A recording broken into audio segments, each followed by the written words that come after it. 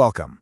Today, we are diving into one of our planet's greatest puzzles. Seriously, it's a story about lost worlds, mountains that have vanished, and a future Earth that's going to look nothing like the one we know. All right, take a look at this map. Does this look like our planet? All the continents are just smashed together into one giant landmass? It looks completely alien, right? But I promise you, this was our Earth, hundreds of millions of years ago. So what happened? Well, the clues are actually hidden all around us. Can you imagine mountains that once towered as high as the Himalayas, right here in North America? So, where did they go? And what about the Atlantic Ocean? I mean, it wasn't always there. It was literally born from a massive crack that ripped the world apart. But here is the biggest twist of all. This whole story of creation and destruction, it isn't a one-time thing. No, it's a rhythm, a cycle that our planet has been following for billions of years, and one that it's going to follow again. So, to put all these pieces together, we're going to investigate 5 key areas. We'll start with Earth's lost world. Then we'll uncover the mountain-building clues it left behind. After that, we'll witness the Great Continental Breakup, discover the planet's incredible 500 million year rhythm, and finally, we'll take a little peek at our planet's next supermove. Okay, first up, let's give this lost world its name, Pangaea. Just try to picture this, a time when all the land on Earth was connected into one single, immense supercontinent, surrounded by one giant global ocean. And this isn't just some wild theory. Its existence is a cornerstone of modern geology. It just explains so much about the world we see today. So how in the world did scientists even figure this out? I mean, how do you find evidence for a world that disappeared hundreds of millions of years ago? Well, it turns out you just have to follow the clues written right there in the mountains. The first huge clue actually came from the mountains. Geologists started noticing that mountain ranges in the eastern U.S. had the same age, the same type of rock, and the same structure as mountains in parts of Western Europe and even Northwest Africa. It was almost like a single massive mountain chain had been sliced right into, and the Atlantic Ocean just flooded the gap. So how is this even possible? Well, it's all because of a process called plate tectonics. See, the Earth's crust isn't one solid piece. It's broken up into these giant plates that are constantly on the move. And what moves them? Immense heat from the Earth's core creates these slow, powerful currents in the molten rock below. Think of it like a giant pot of boiling soup, where the currents just push things around on the surface. Now, when 2 of these plates get pushed together, they meet at what's called a convergent boundary. The best way to picture it? Imagine 2 cars in a super slow-motion crash. The land has nowhere to go but up, crumpling into these massive mountain ranges. And this shows the process perfectly. The continents, including what would eventually become North America and Africa, just drifted closer and closer. The ancient ocean that was between them started to shrink. And then, bam! They collided.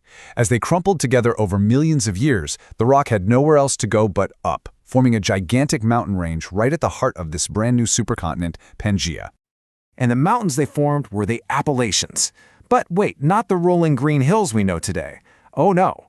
300 million years ago, the Appalachians were a young, violent, active mountain range, super sharp, jagged, and as high as the Himalayas are right now. Today, after hundreds of millions of years of wind and rain and ice, well, they've been worn down into the gentle, older mountains we see.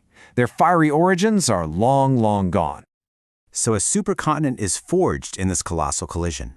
But the story doesn't end there. Those same incredible forces deep inside the Earth that push continents together can also pull them apart. And around 200 million years ago, Pangaea began to break. This happens at something called a divergent boundary. It's the exact opposite of the collision we just saw. Here, the currents down in the mantle are pulling the plates apart.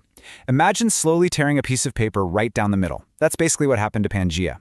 A massive crack, a rift, opened up, and hot magma from below rose to the surface, creating new crust and the floor of a brand new ocean. And that rift grew into the Atlantic Ocean. That whole process is still happening today. The Atlantic is getting wider by about an inch every single year. That's about as fast as your fingernails grow. And because the Earth isn't getting any bigger, as the Atlantic grows, the mighty Pacific Ocean on the other side of the world is actually slowly shrinking. All right, now for the biggest reveal of all. This is the part that truly changes how you see our planet. Pangaea wasn't a one-time thing. Not at all. It's just the most recent chapter in a much, much longer story. Geologists have found evidence that this whole process is a repeating cycle. It's like our planet breathes. And the timing of that cycle is just staggering. It seems to happen roughly every 400 to 600 million years. You can think of it like the planet taking one enormous slow breath. For a couple hundred million years, the continents drift apart, and for the next couple hundred million, they come right back together. This timeline really puts it all into perspective. Before Pangaea, there was Rodinia over 1 billion years ago, and before that, Columbia. Each one of these ancient supercontinents left behind its own evidence, the faint scars of ancient mountain ranges, those ghost mountains we talked about, which are just remnants of collisions that happened eons ago. And, if the cycle holds true, in about 200 to 250 million years from now, our continents are going to smash together once again to form the next supercontinent. Which brings us to our final section, the future. Because the plates are still moving at predictable speeds and in predictable directions, we can actually make some pretty solid forecasts about what the Earth is going to look like millions of years from now. Take Africa, for example. In East Africa, a massive rift valley is already forming. That's a huge sign that the continent is slowly beginning to tear apart, and it could create a whole new ocean.